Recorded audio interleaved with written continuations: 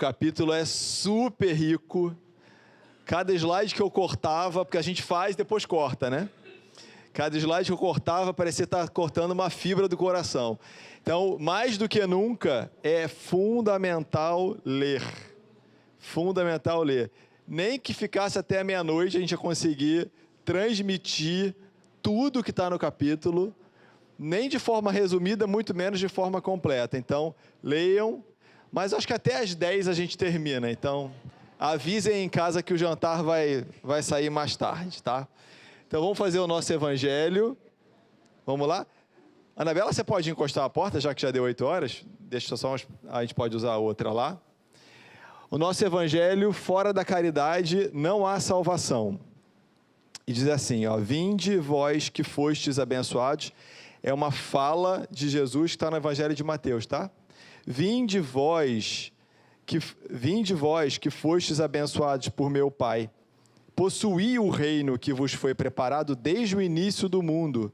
Pois tive fome e me destes de comer, tive sede e me destes de beber.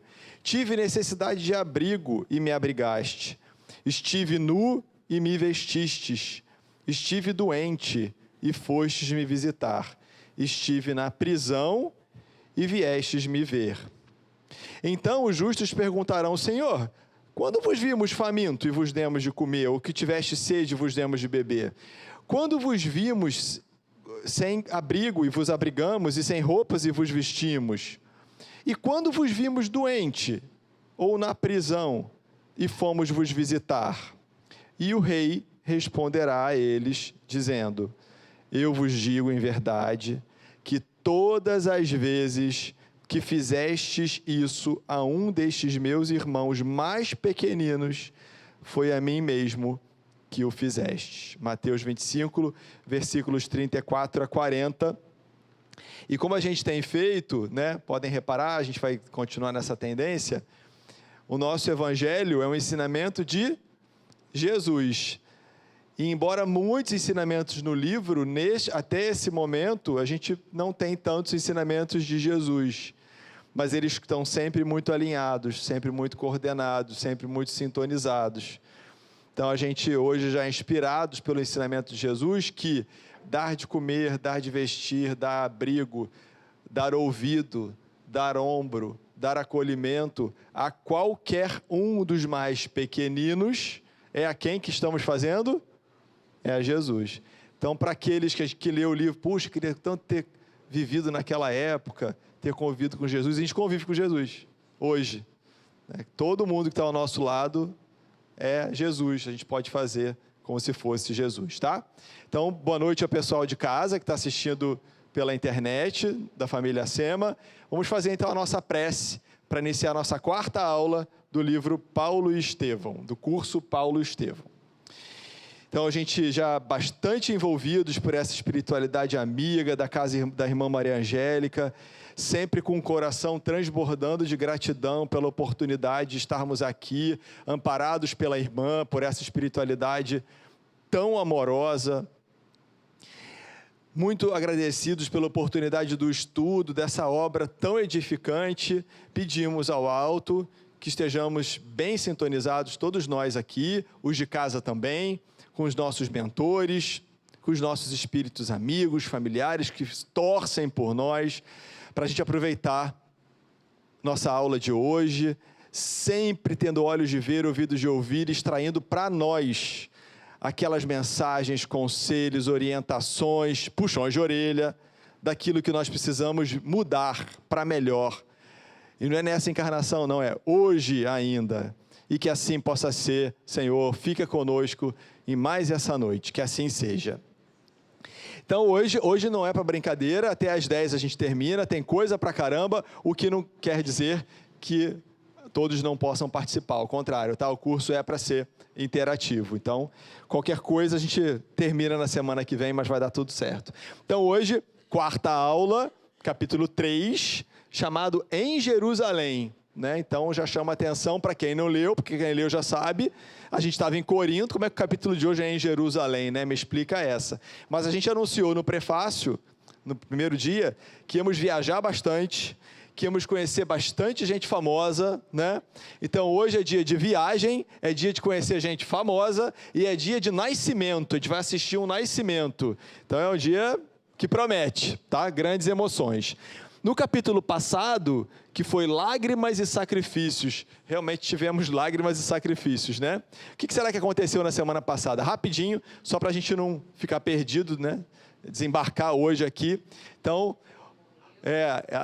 eu esqueci seu nome. Roberta. A Roberta já está lembrando que o Jochedeb morreu. Então, na semana passada, a família toda estava presa por causa do incêndio. O Jochedeb foi condenado a 20 vergastadas. Em seguida, o Gesiel assumiu a autoria do incêndio e tinha tido testemunho ocular, então ele assumiu. Ao contrário do que ele pensava, ao invés de livrar o pai, ele também foi condenado a também sofrer açoite, então a pena foi cumulativa para os dois. Com a morte do servo, tinha um dos servos que estava ferido fatalmente, mas ainda não tinha desencarnado. Naquele momento ali, vem a notícia de que o servo do Licínio Minúcio morre. Com a notícia, as penas são agravadas. Então, o Gesiel ia receber mais vergastadas e depois seria escravizado para sempre nas galeras, né? Naqueles barcos enormes, navios em que os escravos remavam. E o Jochedeb ia receber mais vergastadas nos pés e nas mãos para nunca mais cometer aquele tipo de infração. Então ele não é condenado à morte, mas durante a flagelação, um acidente, a ponta de uma lança, da ponta de bronze, o açoite, raspa no pescoço dele e ele tem uma hemorragia fatal e vem a desencarnar, como a Roberta lembrou. E no finalzinho, a Abigail, que fez um canto, uma prece que comoveu a todos. A prece era dirigida ao pai, mas ela foi ao pai terreno, né?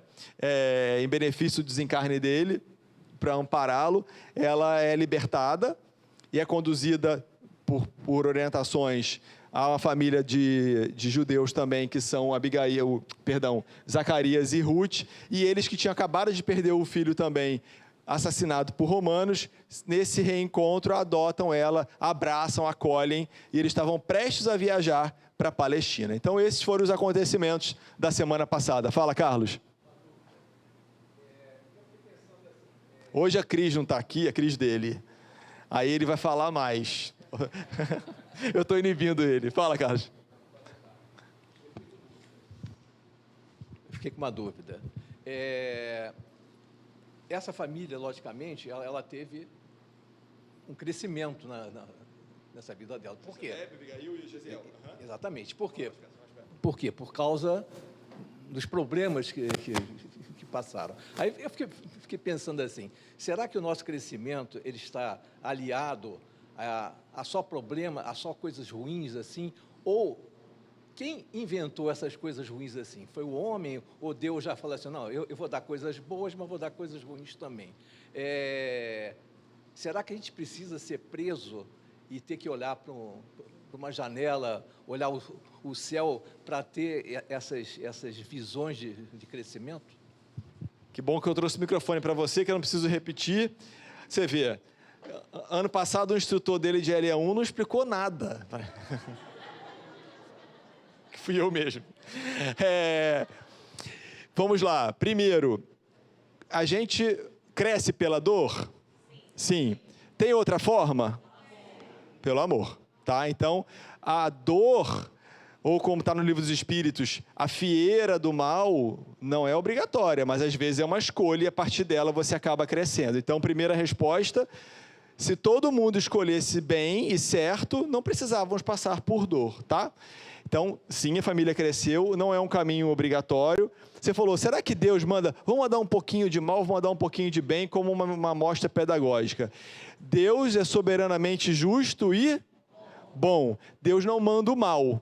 Mas dentro da lei de Deus, que obviamente a lei de Deus só pode ter sido feita por Ele. Na lei universal, a gente tem a lei de ação e reação. Então não é Deus que manda o mal, mas nós, pela lei de liberdade, temos o livre-arbítrio. Com o livre-arbítrio, eu posso escolher um caminho que me afaste da lei de Deus. E se eu escolher esse caminho, qual é a consequência?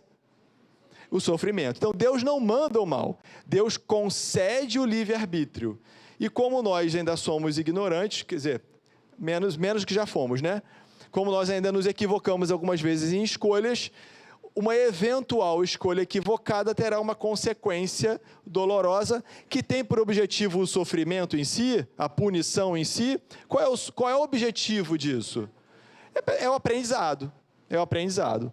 Nós nunca vamos poder saber, temos indícios fortes, né? Mas toda uma experiência dolorosa nem sempre é uma expiação, às vezes é uma prova e às vezes tem uma missão para ensinar, para testemunhar, para mostrar a nossa resistência. Então, o Gesiel dá muita dica para a gente, que já é um espírito missionário. Mas, ainda assim, pode ser, teoricamente, um espírito em prova, passando muito bem pela prova. Pode ser, tá? Provavelmente não é uma encarnação expiatória, porque uma das dicas que a gente tem, também é teórico, tá? De expiação, é que os espíritos em expiação costumam reclamar muito. E aí, é uma dica para saber, né? Deixa eu olhar aqui, a Roberta está em expiação ou não. O reclamão costuma ser uma expiação, tá?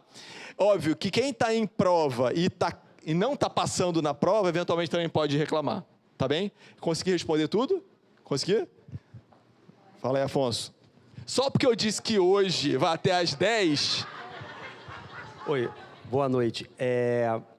Nós podemos ver nos capítulos anteriores, por exemplo, a questão, eles tiveram parte dos bens confiscados anteriormente. Como é que o filho e a filha enxergaram aquilo? De uma forma mais tranquila, né? Era a mesma experiência, mas o pai sofreu, né, e arrumou mais problema, e os filhos passaram pela mesma situação de uma forma mais tranquila, com o coração mais em paz. Então, a questão da própria dor e do sofrimento, também complementando a pergunta dele, depende do olhar do espírito, né? Gesiel está certamente conformado, né, e resiliente em relação à situação do que ele está passando. Perfeito. Isso aí. Conseguimos responder o Afonso ou ainda ficou pairando alguma coisa aí? Então, esses foram os fatos, tá, gente? E quais foram os nossos aprendizados, as nossas lições tiradas da semana passada? Primeiro, nosso objetivo qual é? Sair daqui com o nosso coração mais evangelizado, porque alguma coisa a gente já é, né, gente? Já é. Eu acho engraçado quando eu ouço assim, né? A gente fala isso no meio espírita. Ah, não, porque eu fui evangelizado. Já ouviram? Não, eu fui evangelizado lá na casa tal, ou fui evangelizado, meu filho é evangelizado. A gente está em evangelização, né? Ninguém pode se considerar evangelizado. Evangelizado é uma obra completa. E, bom, eu estou longe dela, né? Então fica a dica também, nós estamos em evangelização e desse curso a gente quer sair um pouquinho mais evangelizado do que a gente chegou, mas o status de 100% vai ser nessa encarnação, só se Gesiel... Será que Gesiel está por aí encarnado? A gente não sabe, né? Então, lembrança rápida para a gente avançar. Nas situações aflitivas, sintonizar com o mais alto, ele lembrou lá da janelinha na prisão e ele se sintonizando com o alto, isso ajuda muito a gente ficar mais firme pelas coisas que a gente passa. Toda lição bem-aventurados os aflitos, entendendo a justiça das aflições, a verdadeira infelicidade, os motivos de desgraça, tudo que está nesse capítulo, era a leitura da semana passada também, leitura complementar, além do capítulo, lê o capítulo 5 do Evangelho segundo o Espiritismo. Sugiro a vocês não acumular débito não, hein? Já vão ticando isso daí. A influência da mãe na educação dos filhos, vimos isso, e óbvio que nesse caso era a mãe, mas todos nós, pais, mães, avós, educadores, evangelizadores, podemos causar uma grande influência nos pequenos, e isso ajuda-os muito na fortaleza moral depois. A crença no Messias prometido, que ele já tinha, fé em Deus e na vida futura. O Afonso lembrou, quando a gente tem essa fé, a gente passa pelas situações aflitivas, óbvio que a gente vai sentir dor, saudade, lágrimas, mas a gente passa muito melhor quando a gente acredita na vida futura e na bondade e justiça de Deus. E, por fim, a fé, a prece como um recurso poderoso, né? Então, a Abigail usou a prece no final e aquilo a fez ser liberta. Imagina, uma moça de 18 anos, quantas coisas ruins podiam ter acontecido com ela? Depois que o pai é morto e que o irmão é escravizado. Podiam ter abusado dela, né? Imagina, só homens ali, soldados, e ela conseguiu envolvê-los pela prece. Vamos usar, gente, vamos usar o recurso da prece, tá bom? Então, a gente começa hoje o capítulo desse jeito, em Jerusalém. Imagina essa situação, o Gesiel, morte do pai, perda da mãe, da irmã, né? Perda no sentido de perda de contato físico, ela foi para um lugar e ele foi escravizado, e a escravidão. Ele é tomado, obviamente, de emoções profundas, ele está encarnado, ele tem influência da matéria. Só os espíritos puros não sofrem influência da matéria, ele tem influência da matéria. E ele é tomado por emoções profundas, fica até um pouco atordoado, mas, olha de novo ela aí, se lembra da mãe, dizendo que a criatura, acima de tudo, devia amar a Deus. Vejam a importância da gente estar preparado, de a gente estar sendo evangelizado, estudando, trabalhando, tendo bons conselhos, boas conversas. Na hora que a gente passa por problemas, isso emerge, né? Isso surge, levando a gente para um caminho melhor, porque a gente podia se atordoar, se perder ali, se revoltar, lutar contra os soldados, e ele lembra que, acima de tudo, a criatura precisa amar a Deus. E nessa, ele vai para a prisão, então ele é colocado numa cela, imaginem, acho que foram 40, né, se somar... Não, as vergastadas, somando a primeira da segunda leva, quantas feridas ele não devia estar nas costas, né? Que a gente lê, às vezes, a gente, 20, passou. Né? Imagina, as feridas profundas, eu fico imaginando, né, num ambiente infecto, de uma prisão úmida, não tinha uma pomada para cicatrizar, para prevenir infecção, com antibiótico, imagina como deve ter sido, e ele é conduzido então à prisão, e ele fica lá durante um mês, porque durante um mês foi o tempo para cicatrizar. Depois que cicatrizou, o que os amigos fizeram com ele? Já tá bom, né? Cicatrizou, vamos trabalhar. Então esse é o estado de atraso espiritual lá dos romanos, que já iam conduzir para as galeras. E aí ele tem uma lembrança que o autor dos provérbios, lembra, gente, Gesiel, um profundo conhecedor dos textos sagrados, que hoje a gente chama de Velho Testamento, que naquela época de velho não tinha nada, porque só tinha aquele, né? Então ele diz o seguinte, olha, o autor dos provérbios recomendara como imprescindível a serenidade da alma em todas as flutuações da vida humana, porque dela procedem as fontes mais puras da existência. Como é que a gente anda no quesito serenidade? Alto, médio ou baixo? Vamos pensar, gente, o autor dos provérbios recomenda a serenidade. Vamos observar desde o primeiro capítulo, hoje e mais adiante, como que ser sereno muda a vida do Gesiel. As coisas que vão acontecendo com ele. Então, a gente não ser reativo, não estar com a língua pronta para responder de bate-pronto, né? E não é só lá no ano 34, quando o nosso pai é preso. É hoje, na internet, no Instagram, no trabalho, na reunião, aqui, quando fecham a gente no trânsito, quando pegam a nossa vaga, quando pegam o nosso lugar. Como é que a gente está em serenidade? E tem um monte de formas diferentes da gente ir conseguindo conquistar essa serenidade. Vamos nos inspirar no Gesiel, né? Mas a meditação... A Elô é serena? Não acho, não. Oscilando, né? Oscilando, é. A gente oscila muito ainda mesmo.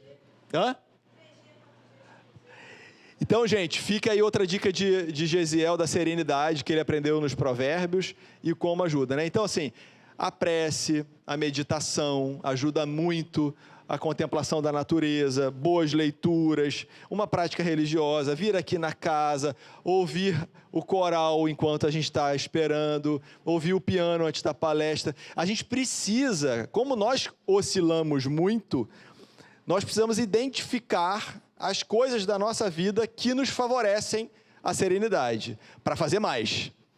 E as outras que nos perturbam, na medida do possível, fazer menos, né? Tem coisas que eu não vou ter como escapar, mas eu preciso reconhecer para não deixar cair nessa cilada. Ele pensa que ele procuraria a irmã se algum dia ele conseguisse a liberdade. Então, ele tem essa ideia fixa de encontrar a irmã. Então, ele é condenado a trabalhos perpétuos. Imagina a gente que fica esperando a aposentadoria. A gente que faz rebelião quando muda dos 60 para 65, ele ia trabalhar para sempre. Para sempre. Ok? E trabalhar nas galeras, remando lá. Eu não faço ideia da jornada de trabalho, mas a gente sabe, tem informação no livro, que, em média, ninguém dura mais que 4 meses. Então, é um para sempre que não é muito longo, né? Mas deve ser horroroso. Então, ele é condenado a trabalhos perpétuos, mas como que ele reage a isso? De novo, serenidade, né? Ele age, não só nisso, né? Contudo, com muita confiança, tá?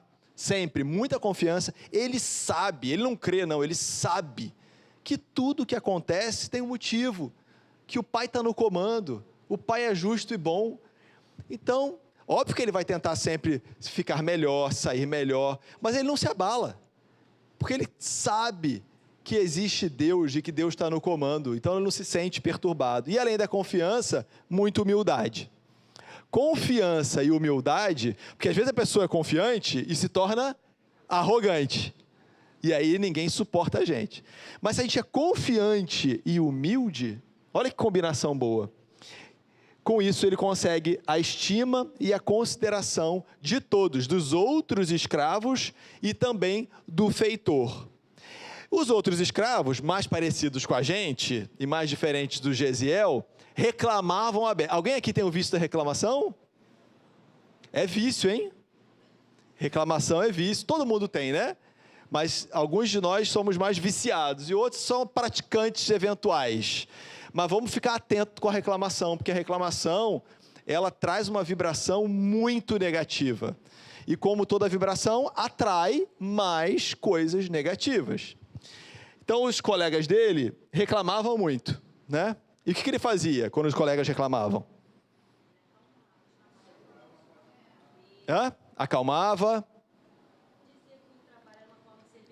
Boa. Roberta tá, ó, vou anotar aqui na ficha. Vou até dispensar. Hoje é a 4ª aula, tá, gente? Então, daqui a pouco a gente aplica o teste. Ao final de 8 semanas já tem a primeira aula. Primeiro, as perguntas vão sair sempre do resumo do início da aula. Então, é só fotografar que sai dali. Eu sempre faço essa brincadeira. Teve um ano que veio uma pessoa desesperada. Disse, mas que dia que é a prova? Então, é brincadeira, tá bom? Mas eu não resisto. Então, como é que ele reagiu? Olha que linda a frase dele. Alexandre, nosso locutor, você pode ler a frase do Gesiel? Mas todo o serviço é de Deus, amigo. E desde que aqui nos encontramos em atividade honesta e de consciência tranquila, devemos guardar a convicção de servos do Criador, trabalhando em suas obras. Esse Gesiel é demais, né? Ó, todo serviço é de Deus. Todo. Lavar prato também? Também. Estudar com o filho também? Também. O trabalho, o chefe duro, o chefe que humilha, também. Todo serviço é de Deus. Porque a gente deve estar precisando passar por aquele... Quer dizer que a gente não vai tentar melhorar, progredir, evoluir? Claro que não, vamos sempre. Mas sem essa angústia da revolta, da reclamação, né? E ele se coloca como servos do Criador. Você acha que ele está pensando que ele é servo dos romanos? Que ele é escravo? Ah, fui escravizado. Não, eu sou servo do Criador. Eu estou aqui a serviço de Deus. E o que ele mandar para mim, eu vou fazer. Porque eu estou a serviço dele. E qual era o serviço do Gesiel? Esse aqui era o programa dele, ó. Carga e descarga. Então, ele ajudava no embarque e desembarque de cargas no navio. Ele manejava os remos, então, propriamente lá na galera mesmo, né? Remando, trabalho braçal. E na assistência aos poucos passageiros. Então, eventualmente, chegava um passageiro e o feitor ajuda a pessoa a se instalar ou a servir a pessoa. Então, ele fazia de tudo um pouco. Alguém levantou a mão? Fazia de tudo um pouco lá no navio. E esse navio vai passar por onde, hein? Qual é a rota do nosso cruzeiro? A rota é mais ou menos essa aqui, olha. Boa, isso aí. Eles estavam em Corinto, lembram? Então, ele iria primeiro para Cefalônia, que é uma ilha aqui, depois para Nicópolis, De Nicópolis, eles iam aproveitando o mar, que no inverno a navegação praticamente parava no Mediterrâneo. Lembrando, né, não tinha motor, bússola, radar, então no inverno praticamente não tinha. Ele vinha mais por fora, o destino era Chipre, a ilha de Chipre, mas ele viria mais por fora, passando pela Palestina, porque era melhor a navegação por aqui, e depois, então, para Chipre e em seguida voltar. Tá bem? E até que embarca, vindo da Cefalônia, numa dessas paradas aqui da Cefalônia, quem embarca? Sérgio Paulo, muito bem, que era um patrício romano ilustre e tinha uma atividade política. Ele estava numa missão de trabalho e embarcar aqui nessa navegação a serviços de Roma. Ele embarca, então, obviamente todo mundo rodeando ele, tipo famoso VIP. VIP, todo mundo fica em volta, né? Bajulando, quer alguma coisa, etc. Até que, o que acontece com ele? Ele fica doente. Então havia uma peste desconhecida, graçando, né? Afetando lá, cometendo as pessoas de Cefalônia, e já sabia que estava tendo esse problema lá, e poucos dias depois que ele embarca, ele é acometido por uma febre e chagas vão aparecendo no corpo, sabia-se que era a peste lá. O que acontece com os amigos? Não tem mais VIP, né? VIP nada, ficou abandonado nos aposentos dele, de forma que o responsável lá precisava de algum escravo para poder cuidar. Que escravo que é escolhido? Por quê? Porque ele é um fofo.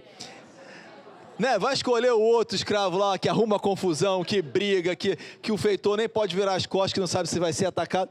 Gesiel. Vejam quanto que a lei de ação e reação, viu, Carlos?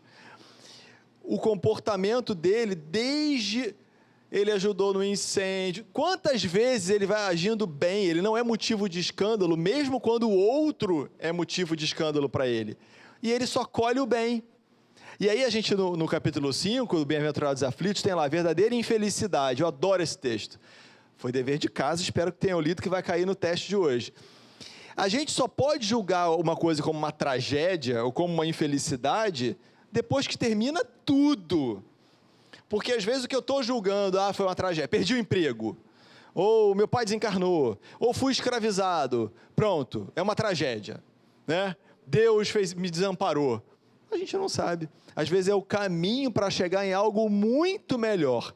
E quando a gente tem essa confiança, essa fortaleza da fé, a gente está passando pelo momento difícil, óbvio que a gente sente, mas com a convicção de que eu tenho certeza que é o melhor para mim, para alguma coisa que eu tenho que conquistar e que está ao meu alcance conquistar.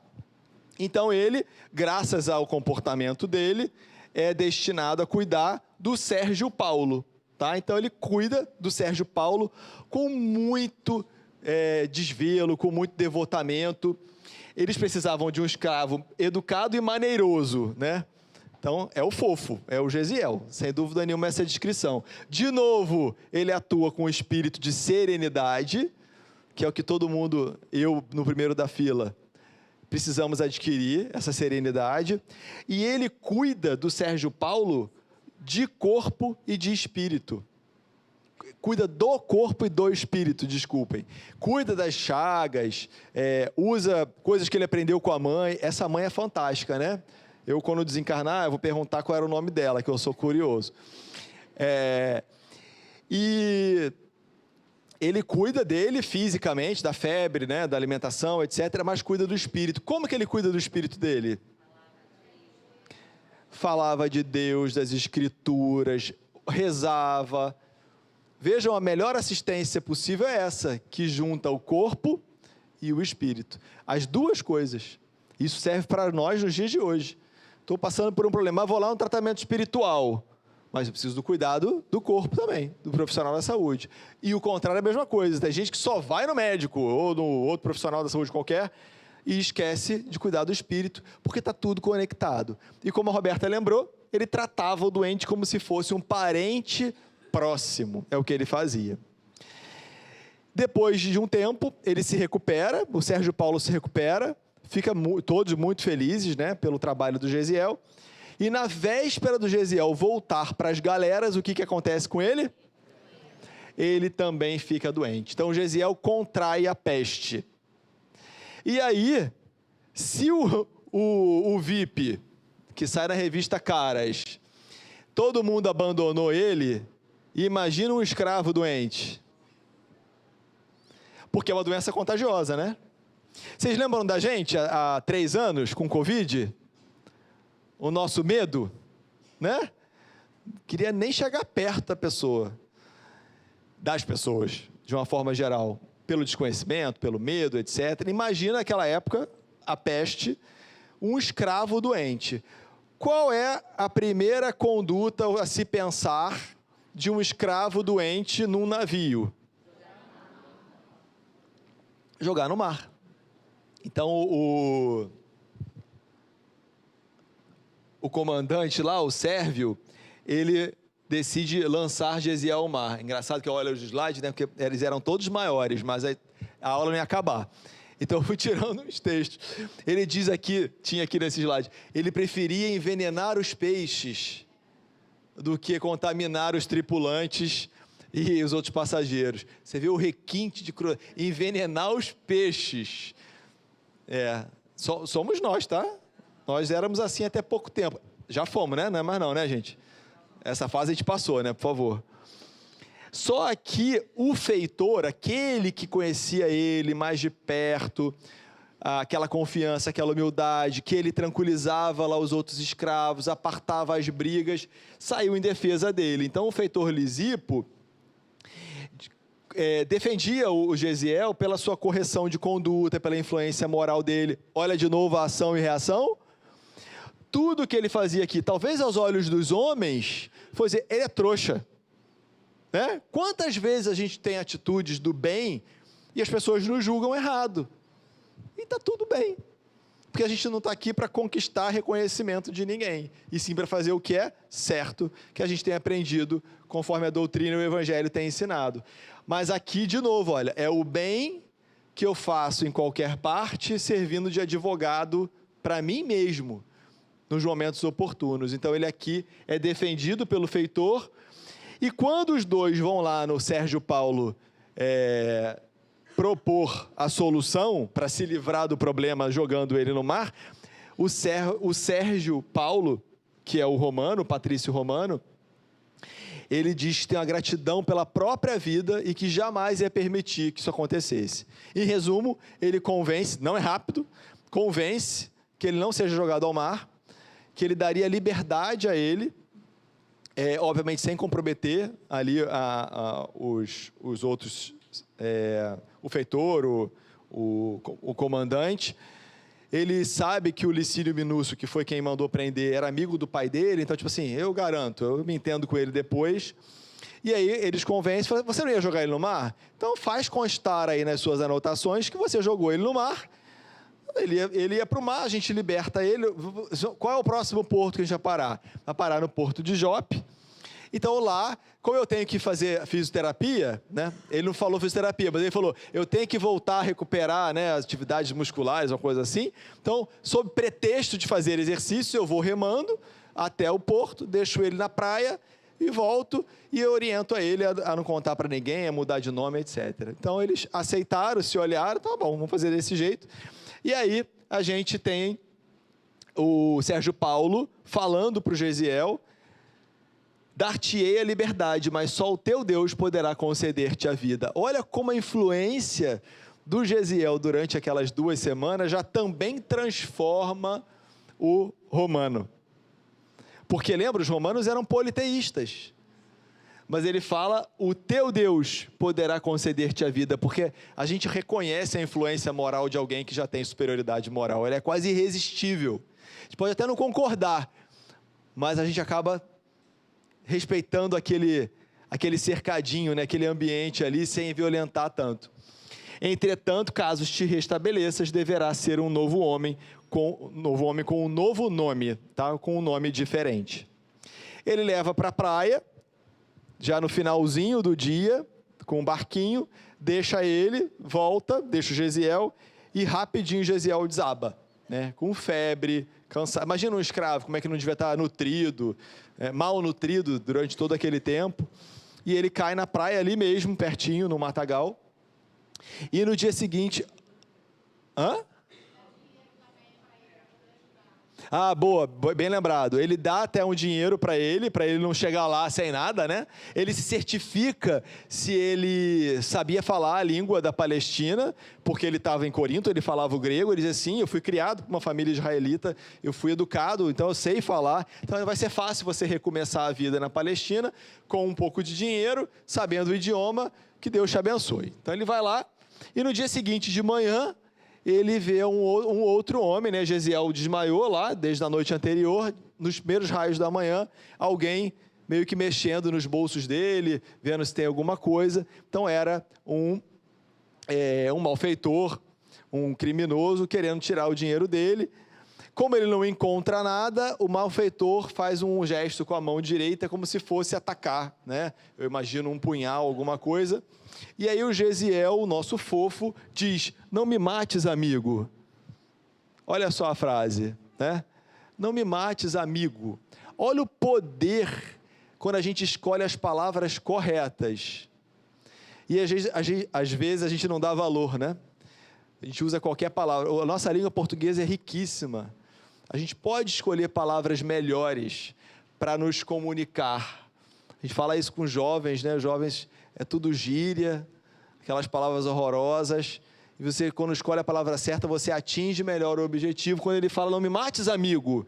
Essas palavras ditas comovedoramente, e o meliante susteve o golpe homicida. Ele ia matá-lo, e ele volta atrás, né?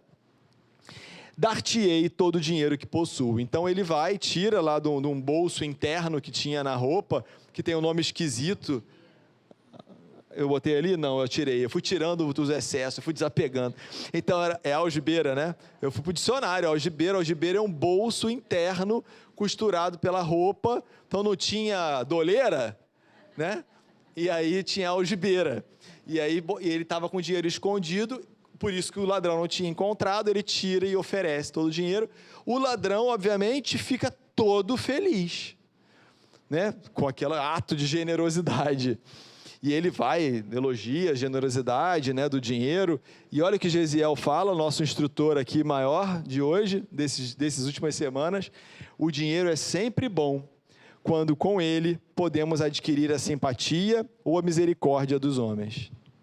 Porque às vezes o dinheiro afasta. Às vezes o dinheiro em si não é mau, quando ele é bem utilizado. Mas ele vai ser sempre bom, sempre ele usou. Se através do dinheiro nós conquistarmos a simpatia ou a misericórdia dos homens. Agora, quando o dinheiro nos coloca numa posição que a gente se distancia das pessoas, humilha as pessoas, agride, ele então nesse caso não é bom. Então é o uso que a gente faz e não o dinheiro em si. O malfeitor, que é o Irineu de Crotona, o Gesiel pede ajuda para ele, eu estou muito doente, me leve em algum lugar, em algum albergue. Ele primeiro diz, não tem nada, não conheço nada. Depois ele meio que lembra que conhece algumas pessoas que podem ajudar, que são os homens do caminho. Vejam que aqui é a primeira vez que a gente ouve a expressão, a gente vai entender hoje um pouquinho mais o que são os homens do caminho. Então ele pensa nisso e vejam então a mudança de disposição em ajudar o benfeitor. Pelo conjunto, né? Pelas palavras utilizadas, é o amigo, porque ele foi e deu o dinheiro. E em volta da gente, a gente acha que é só a palavra, a gente acha que é só o nosso gestual, o nosso ato, mas pensem, nós temos uma psicosfera ao nosso redor. Nós temos uma aura de energia que varia conforme as nossas próprias ações. Isso também influencia quem está ao nosso lado a agir de um jeito ou agir do outro. Às vezes a gente não fala mal da pessoa, não fala contra, mas se eu estou pensando, o outro sente. Se for alguém um pouquinho mais sensível, sente. Aí sente uma antipatia, não cumprimenta a gente. A gente acha que é vítima, né? Mas somos nós mesmos que estamos ali, enviando os dardos para aquela pessoa. Então, ok, eu vou amarrar o sapato para não cair. E ele decide levar até os homens do caminho. E era ali perto, não a casa do caminho, mas alguns homens do caminho. E ele leva até uma pessoa que o recebe muito bem. E ele logo cumprimenta como irmão. Ele acha esquisito aquele cumprimento de irmão, mas não fala muita coisa ali.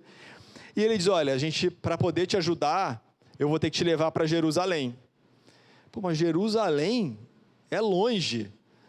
E aí ele lembra até dos conselhos do Sérgio Paulo, que era melhor sair dali do porto. O porto tem muito soldado romano, né? Tem embarque e desembarque. Ele aceita ou me leva. Eu aceito se eu levar para Jerusalém. Então, para a gente se localizar, o porto de Jope, ou Jope, né? Eu tentei saber se era uma coisa ou outra, eu vi mais gente falando Jope do que Jope, mas eu, desde adolescente, quando eu li o livro, eu sempre lia Jope, mas eu cheguei a um consenso de que é Jope. Mas como é que é? A letra mata e o espírito vivifica. Então, a gente não está preocupado com a sílaba tônica aqui. Também é conhecido como Iafa ou Jafa. Tá? É um porto bem conhecido, é bem bonito, que existe até hoje. E fica a 64 quilômetros de Jerusalém, que é distante aqui do mar, né? Do mar Mediterrâneo. Ele vai num animalzinho, leva 2 pessoas, tinha o Gesiel e mais uma pessoa, para ser ajudada lá na casa do caminho. Tá? Então, o Efraim foi conduzindo, que era esse irmão que estava ajudando. Ele transportou 2 pessoas, saíram ao anoitecer para aproveitar a frescura da noite. Imagina, 64 quilômetros com um animal, não devia andar muito rápido, parou algumas vezes durante a noite e só chegaram no dia seguinte de manhã. Essa aqui foi outra. Tiveram muito cuidado com a alimária. O que é a alimária? Roberta, você não responde mais nada. Mentira, pode responder. A alimária é um quadrúpede, uma besta. Então, a gente não sabe se era um burrico, se era um cavalo. Então, ele foi devagar, com muito cuidado com a alimária. Vê que Paulo Estevão é cultura na língua portuguesa também. E chegaram na manhã do dia seguinte. Quando eles chegaram lá na casa, aí sim eles chegaram na casa do caminho. Então, os homens do caminho e a casa do caminho. Quando eles chegaram lá, eles pediram, o Efraim falou, Pedro está por aí, chama o Pedro. Que Pedro que é, gente? Simão Pedro. Então, hoje a gente passa a ter contato, olha que privilégio. Hoje a gente passa a ter contato com o nosso querido pescador de almas, Simão Pedro. Então, a gente precisa ler, reler, ler com calma, ler as palavras, porque nos 4 evangelhos e no Atos dos Apóstolos, e na carta do próprio Pedro, né, que ele tem a carta universal, a gente vê um pouco dele, mas aqui nesse livro, nós vamos conhecer profundamente, vamos passar muitas semanas convivendo com Pedro, quase até o final do livro, tá? E aí, chegando lá, na casa do caminho, eles vão chamar o Pedro, vem o Pedro acompanhado do Tiago, o irmão de Levi, lembra que também, daqui a pouco a gente vai conhecer o outro Tiago, mais para frente, e ele recebe o visitante com efusivas demonstrações de carinho. O Efraim diz o que ele estava fazendo ali, né? Estou com 2 doentes, estou trazendo de Cefalon, um veio, chegou doente aqui no porto, com uma peste, que deve ser a peste lá de Cefalônia. E aí, o que o Tiago fala?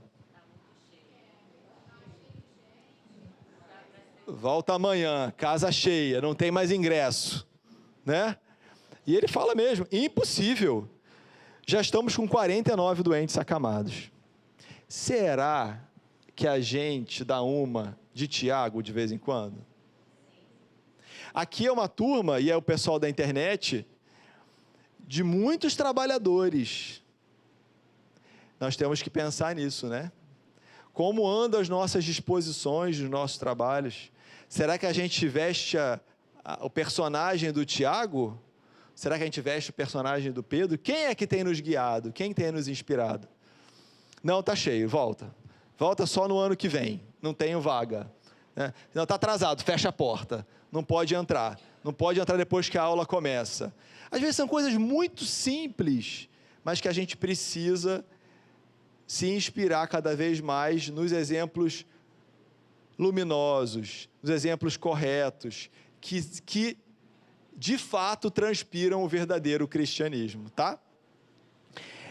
Essa minha fala não é algo contra a disciplina, tá, gente? Tem coisas que tem disciplina, hora para começar, hora para terminar, mas às vezes a gente se arvora no rigor excessivo, que tem como flexibilizar, né? Durante quantos anos a gente trabalhou na evangelização, e às vezes é uma decisão, né, Elô? Boto mais um ou não boto mais um?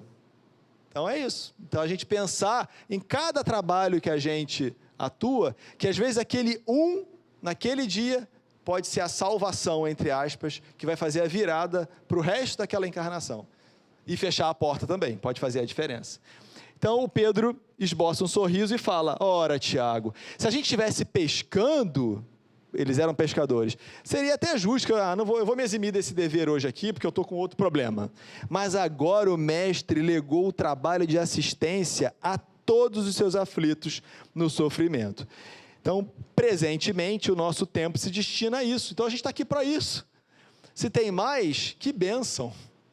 Óbvio, gente, que você é um espírito muito mais evoluído, né? Muito mais evoluído do que a gente. Mas a gente não tem que se acomodar medindo distância de evolução e dizendo: mas é evoluído do que eu não faço isso ainda. Ao contrário, vou tentar fazer. Eu vou me esforçar para fazer. Por que não? Por que eu não posso fazer? Ele não negou Jesus 3 vezes? E estava aqui agora na Casa do Caminho recebendo o 50º paciente? Por que a gente também não pode fazer uma virada dessas? Aliás, o livro é cheio de virada, hein? Preparem-se. Quem tem enjoo nas curvas, na serra, já toma um remedinho, porque nessas viradas a gente fica zonzo, mas é bom ficar zonzo, que é para dar uma chacoalhada e a gente poder melhorar. Então, essa foi a chegada deles, né? Então, o que é a Casa do Caminho? O que é caminho, primeiro? Casa do Caminho. O que é caminho?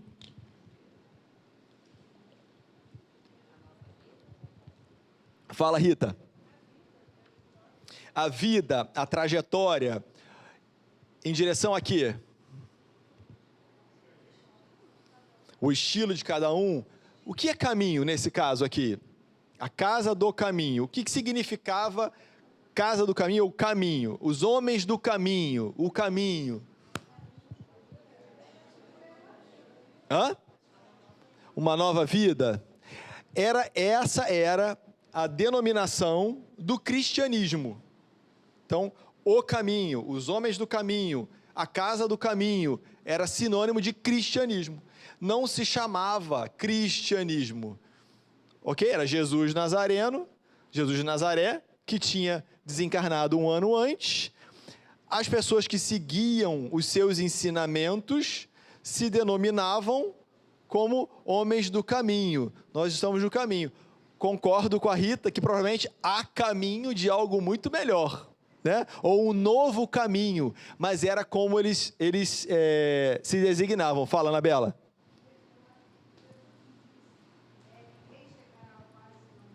Fala de novo, por favor. Jesus, nas suas pregações, disse: ninguém chegará ao Pai senão por mim. Então, eu acho que essa denominação deve ter sido o caminho para chegar ao Pai. Talvez tenha sido inspirado nisso. E eu sou o caminho, a verdade e a vida. Ninguém irá ao Pai senão por mim. Transmissão? Transmissão.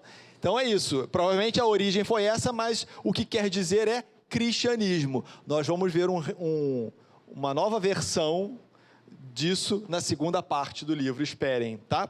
Por que e como esse nome mudou. Então, vamos olhar rapidinho. Era um casarão de grandes proporções, era grande, mas era paupérrimo. Mas a feição exterior era paupérrimo. Grande, mas não era muito bonito. Era onde Pedro estava morando naquele momento. Esse imóvel foi uma doação de vários amigos do caminho, ou seja, simpatizantes do que hoje a gente chama de cristianismo. Então, doaram para que ele pudesse fazer as atividades que ele precisava desempenhar ali. Tinha um monte de tamareira em volta, então era toda circundada de tamareira, cheio de doentes, cheia de desvalidos sem esperança. Então, ele lista as origens das pessoas e que tipo de moléstias que tinham naquele momento, crianças, leprosos, e loucos também, está descrito. E tinha como principais ajudantes o Tiago, filho de Alfeu, que não é o mesmo Tiago que a gente acabou de ver aqui, né? Perdão, esse é o Tiago, filho de Alfeu, o João, e em breve Filipe e as suas filhas também ajudariam lá. Olha que legal, ainda levou as filhas para cooperar. E esses 49 pacientes, né, ou necessitados, o que atraía essas pessoas até a casa do caminho? Por que elas iam para lá? Em busca de quê?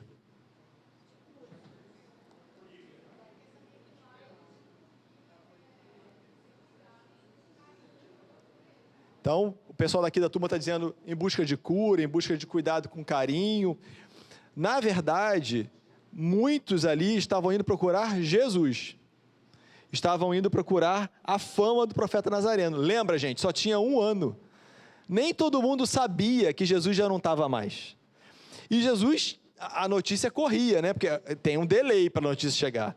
Todo mundo já sabia que ele tinha levantado o Lázaro, logo um pouco antes da sua crucificação, a cura de obsidiados, cegos, etc. Então todo mundo, cara, eu vou lá, me disseram que lá, até hoje a gente não faz isso? Não, ouvi dizer que não sei onde, ou que tem um médico não sei o quê, ou que tem um médium que vai fazer isso ou fazer aquilo outro. Imagina aquela época sem recursos.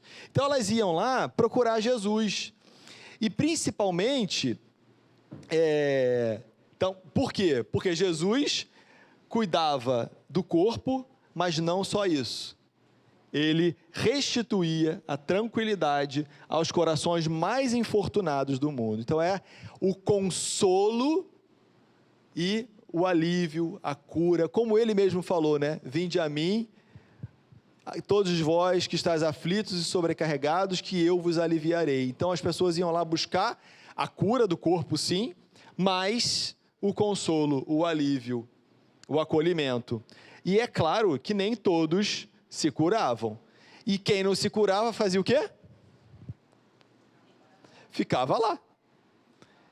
Não ia embora. Não tinha alta. E aí Pedro vai cada vez mais acumulando mais gente na casa do caminho, tá? E quem é esse Simão Pedro, né? A gente pegou algumas características que estão nesse capítulo e juntamos aqui para facilitar esse nosso quebra-cabeça. Olha os adjetivos que aparecem em vários parágrafos: bondoso, abnegado e sincero. Às vezes parece óbvio, né? Mas é óbvio que é assim. Não, nós vamos conhecer outros apóstolos ao longo do livro e que nem todo mundo é assim não, tá? Parece até com a gente aqui, né? Mas é trabalhador, não sei o quê. Trabalhador é gente como a gente. Se a gente acha que está trabalhando com a Roberta lá na quentinha e que todo mundo chega na hora, cumpre o trabalho, não sei o quê, não vai. Porque somos nós mesmos, pessoas imperfeitas ajudando as outras, com os nossos problemas, com os nossos vícios, com as nossas imperfeições. Então é isso aí. Entre os apóstolos tinha, então a partir de hoje a gente não vai nunca mais reclamar do colega de trabalho, tá? Combinado? Muito bem. Então, mas o Pedro, nesse momento, já é descrito como sincero, abnegado e bondoso. Era um exemplo vivo de renúncia fraterna.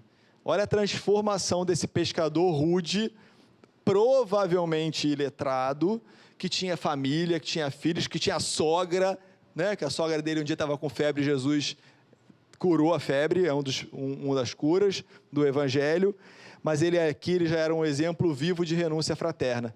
E não é, lembra? Ele morava perto do Lago de Genezaré, já estava morando agora em Jerusalém, desde que Jesus tinha partido. Então ele já tinha vindo do Tiberíades para Jerusalém com a família, e a casa dele era um hospital, com 49 pessoas. Será que é fácil? A gente, às vezes, para receber um da família, a gente, não é não? Imagina 49 na nossa casa, desconhecidos.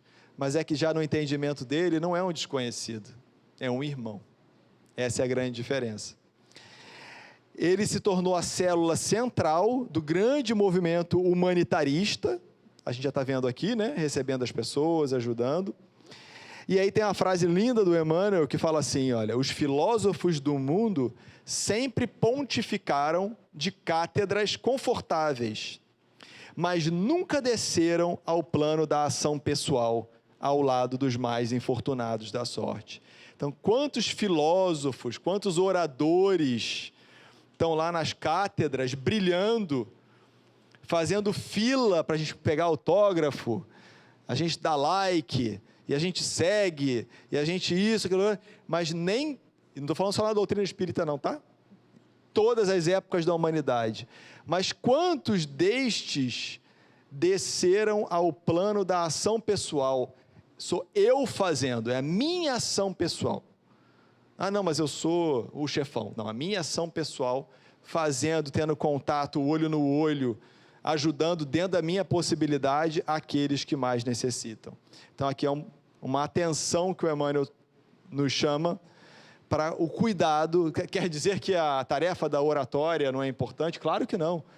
Mas a importância da gente juntar as coisas, né? E não ficar ali só do alto das cátedras. E outra frase que eu também gosto muito é esse aqui, ó. Jesus renovara, com exemplos divinos, todo o sistema de pregação da virtude. Porque antes a gente pregava a virtude como? Falando, ensinando o texto verbal. Mas ele mudou completamente a forma de ensinar a virtude, porque ele passou a chamar a si os aflitos e os enfermos, inaugurando no mundo a fórmula da verdadeira benemerência social. Ele ensinou sim, né? Quantas parábolas, quantos ensinamentos, mas ele ia lá e fazia, acolhia, abraçava, convivia, jantava com publicanos, com meretrizes e recebia as adúlteras e assim por diante. Fala aí, Carlos. Eu vou contar para Cris. Essa casa não seria um risco para eles? Ou seja, para o Simão Pedro nem se fala, né? Porque se os romanos soubessem disso aí, logicamente, eles iam achar que ele era um segundo Messias, alguma coisa assim. Eles tinham consciência desse risco? Muito mais do que os romanos, os judeus, era uma ameaça maior, tá? Porque ali, quem dominava do ponto de vista religioso era o Sinédrio. E a gente vai ver que ele precisou se associar, de certa forma, e o quanto que isso tinha que ser explícito ou menos explícito para não ferir os brios do Sinédrio. Hoje até tem um pouquinho sobre isso, tá? E sim, é um risco. Como quem quer fazer o bem corre o risco. Como quem leva a quentinha na sexta-noite tem risco. Tem risco de ser assaltado, tem risco de ser agredido, é um risco. Como a gente tem risco de chegar aqui, né? De parar o carro, de vir de condução, então, mas sem dúvida tinha seus riscos sim, mas o risco mais do que nos romanos, neste caso, porque os romanos, desde que aquilo não atrapalhasse eles o poder, ele deixava lá os judeus se entendendo, tanto que, lembra que Pôncio Pilatos lavou as mãos, ele não via culpa nenhuma em Jesus, por ele liberava Jesus, mas quem foi que atiçou ali? Foi o Sinédrio, foram os fariseus, para crucifica. Então, o romano, nesse caso, era até menos problemático do que os judeus. Nós vamos ver ao longo do livro quanto de confusão vai ter. Então, o que a gente quer demonstrar aqui? Oi?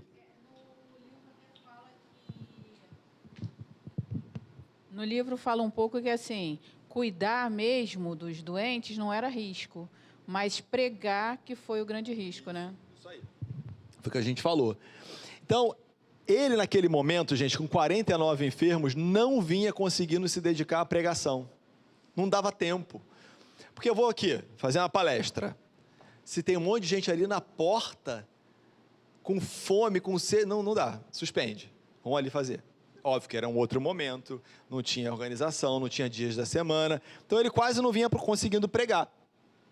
E para atender a tantos necessitados, ele teve que se vincular aos núcleos do judaísmo.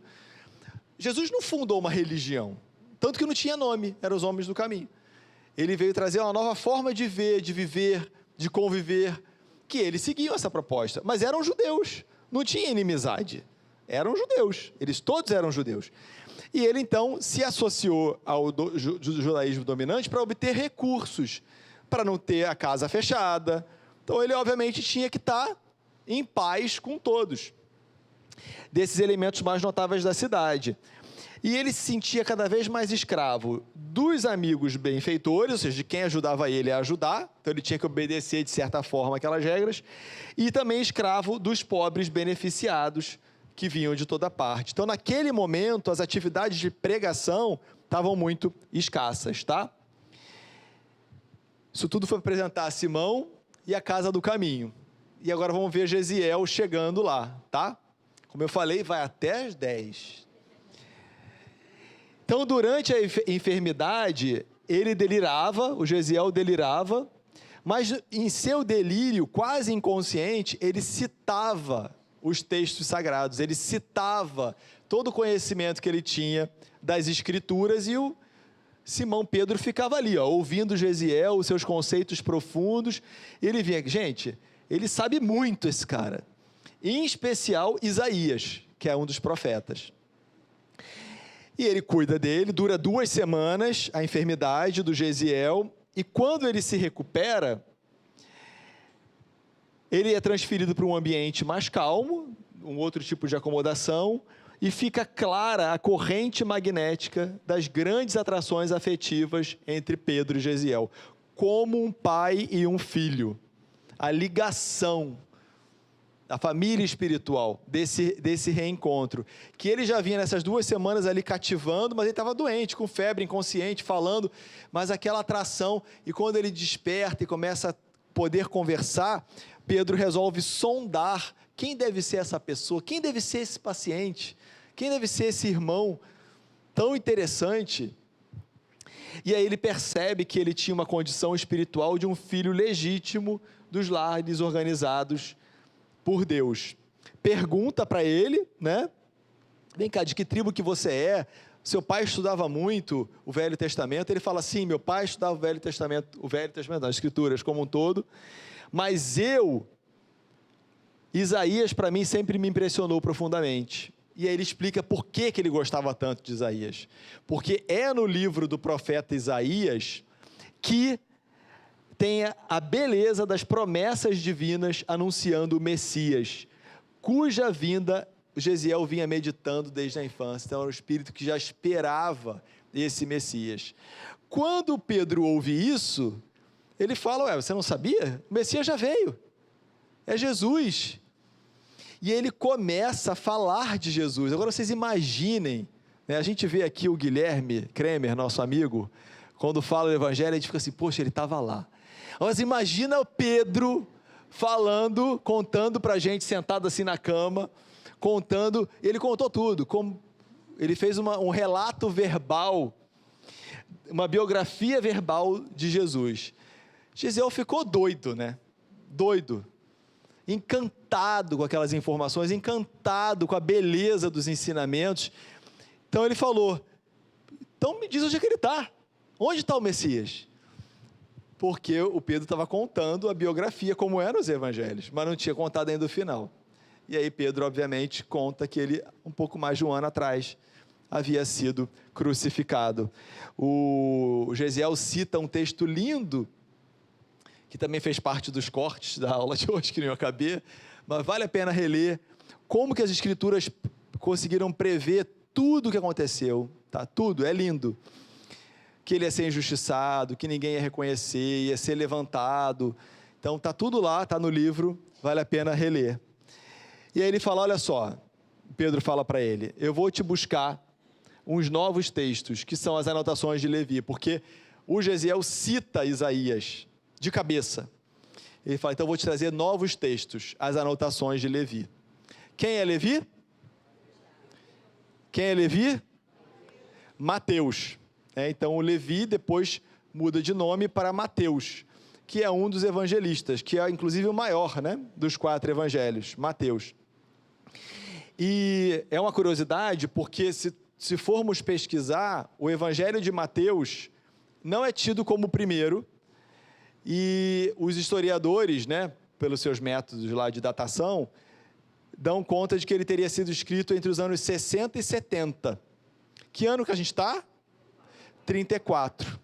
E aí os incrédulos, como Emmanuel falou no prefácio, os incrédulos vão arrumar problema, né? Vão criticar. Mas, na verdade, anotações de Levi não quer dizer que já seja o livro completo, né? Eu posso demorar 30 anos escrevendo um livro. Eu vou fazendo anotações, rascunhos, depois eu vou redigindo, sem contar que tem o copista do copista do copista, e a versão final conhecida, que tenha fragmentos históricos, pode ser essa de 60, 70. Mas o primeiro evangelho, segundo a revelação espírita, foi de Levi, e faz todo sentido, porque Mateus conviveu com Jesus o tempo todo. Marcos, nós vamos conhecer ele nesse livro. Lucas veio muito depois, e João, que era jovenzinho, escreveu, olha, muito para frente, até porque o evangelho de João é totalmente diferente dos outros 3 evangelhos, que são considerados evangelhos sinóticos. Mas a gente vai rever isso ao longo do ano, tá? Em relação aos evangelhos. E aí, o Gesiel devora, passa o olho, aquilo ali devora e diz: encontrei o tesouro da vida, preciso examiná-lo com mais vagar, quero saturar-me da sua luz, pois aqui presinto a chave dos enigmas humanos. Será que a gente também encara o evangelho dessa mesma forma que o Gesiel? Como que Gesiel encara o evangelho, gente? Como um tesouro. Ele encara como um tesouro. E a gente precisa examinar com mais vagar, mais atenção. Lembra do Leon Denis? Ler menos e refletir mais.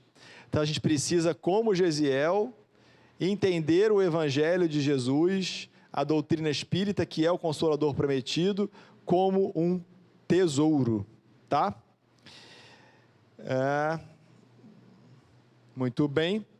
E aí, ele lê e ele comenta, conversando com Pedro, que ele nota uma grande diferença entre os antigos textos e Jesus, através das atitudes do próprio Pedro, que é a caridade. Porque enquanto o Velho Testamento dizia que em cada porta de cidade tem que ter um vale para depositar os leprosos, ele recebia na casa dele. Então, veja como ele estava preparado já para receber o Evangelho, porque ele passou pela dor, pela escravidão, ele passou pela oportunidade de ser socorrido por Pedro. Então, ele viu na própria pele o que é a caridade, que é o amor em movimento. E aí, o Pedro diz para ele essa frase aqui: o Cristo nos trouxe a mensagem do amor. Ele completou a lei de Moisés, inaugurando o novo ensinamento. Qual é o novo ensinamento que Jesus falou? Eu vos dou um novo mandamento. Qual foi? Amai-vos uns aos outros como eu vos amei. Esse era um novo mandamento. Amai-vos uns aos outros como eu vos amei. E a partir desse ensinamento, Pedro diz: a lei antiga é justiça. O evangelho é amor. É o resumo que ele faz dessa mudança que teve na humanidade do evangelho. Gesiel se oferece para ajudar, diz que agora ele quer se escravizar ao Senhor, e aí Pedro diz a ele, Gesiel conta para o Pedro, como foi que ele chegou até ali, a escravidão, o Sérgio Paulo, que ele precisava começar uma nova vida, e aí Pedro sugere que ele mude de nome. E como ele, para lembrar da Acaia, né, que é na Grécia, que é onde o Senhor buscou para o seu ministério, ele batiza com um nome grego chamado Estevão. Então, para quem não tinha lido até aqui, o Paulo e Estevão da capa do livro, o Estevão é o Gesiel. Por isso vocês estão procurando no Instagram o Gesiel e não encontraram. Hoje já pode procurar @Estevão e ele vai trazer muitos ensinamentos para você.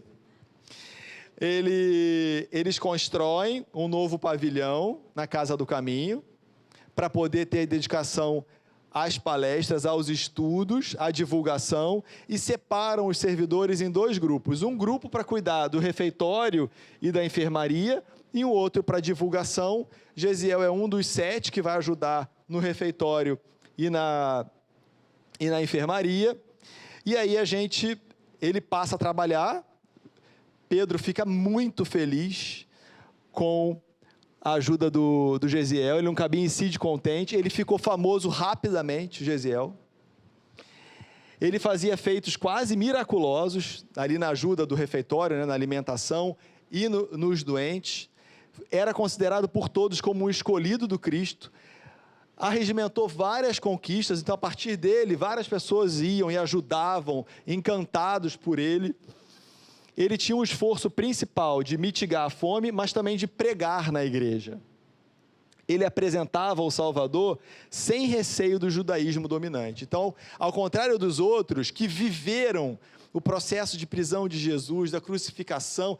Gente, imagina a gente ver um amigo nosso sendo crucificado, a gente cria trauma, cria cicatriz. Ele não tinha vivido isso. Então, ele pregava sem medo.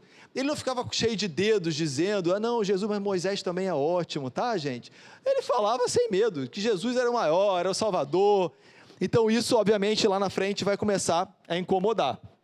Ele comentava o evangelho com seu verbo inflamado de luz.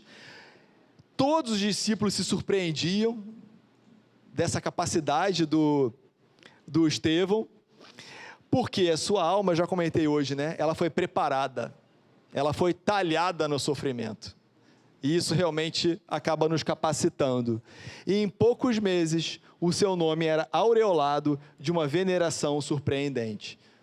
Então, quando cair na prova as afirmativas que correspondem a Gesiel, tem uma lista aqui que a gente foi pegando de vários pontos do livro. Deu o nosso horário, mas eu queria mostrar um último slide aqui, que, guardadas as devidas proporções, nós também temos uma casa do caminho, né? Nós também temos 2 unidades, no Lar 1 e no Lar 2, que nós temos vários tipos de atividades lá, que cuidam do corpo e que cuidam do espírito, que mitigam a fome e que curam as chagas, que cuida da parte espiritual, da nossa necessidade de consolo, de esclarecimento, de conhecer a doutrina espírita, de conhecer Jesus, mas também de matar a fome que assola naquele dia. Então, nós temos muitas famílias atendidas no Lar 1 e no Lar 2, graças aos esforços de todo mundo da família Sema. Então, aqui a gente deixa o convite para quem não conhece conhecer, para quem já conhece trabalhar, ajudar, para quem puder ajudar com doações, com leite em pó, com cesta de alimentos, com legumes, da forma que puder. Porque são muitas famílias, a Dudu me passou ontem, mas eu esqueci, 200 e quase 300, eu acho. Se eu estiver errado, semana que vem a Dudu me corrige, que hoje ela não pôde estar aqui. Então, isso aqui é, de fato, seguir o cristianismo primitivo. Não é só a gente botar o microfone e pregar, mas é botar a mão na massa e fazer. E para terminar, de verdade, tem uma frase do Cair Bachuta, o Espírito, aliás, é o finalzinho de um texto, psicografado por Chico Xavier, que está no livro Espírito de Verdade, e que é para cada um de nós, tá? Não é para o marido, nem para o filho, nem para a esposa, é para a gente. O Cair Bachuta fala assim, imagina que está falando o seu nome, né? Rogério, apresente-se em alguma frente de atividade renovadora e sirva sem descansar. Quase sempre, espírita sem serviço é alma a caminho de tenebrosos labirintos do umbral. Seja voluntário na seara de Jesus, nosso Mestre e Salvador. Então, assim, com esse puxão de orelha delicioso de Cair Bachuta, quem não é ainda voluntário, passe a ser voluntário na seara de Jesus, porque espírita sem serviço está a caminho do umbral. E nós somos os homens e as mulheres do caminho, mas é do outro caminho, né? Do caminho de Jesus e não do umbral. E assim, muito felizes, a gente encerra a nossa aula de hoje, pedindo desculpas por ter estourado um pouquinho o tempo, agradecendo a Deus pela oportunidade, que a gente seja muito diligente na tarefa da nossa reforma. que possamos sair daqui mais alegres, mais motivados para a tarefa do bem, que não esmorecemos, mais confiantes que tudo que está nos acontecendo, as dores, as aflições, tem um motivo, porque o nosso Pai é um Pai de amor e de bondade. Semana que vem é o capítulo 4, todinho, nas estradas de Jope, Jafa, como vocês quiserem. Não deixem de ler e até semana que vem. Fiquem com Deus.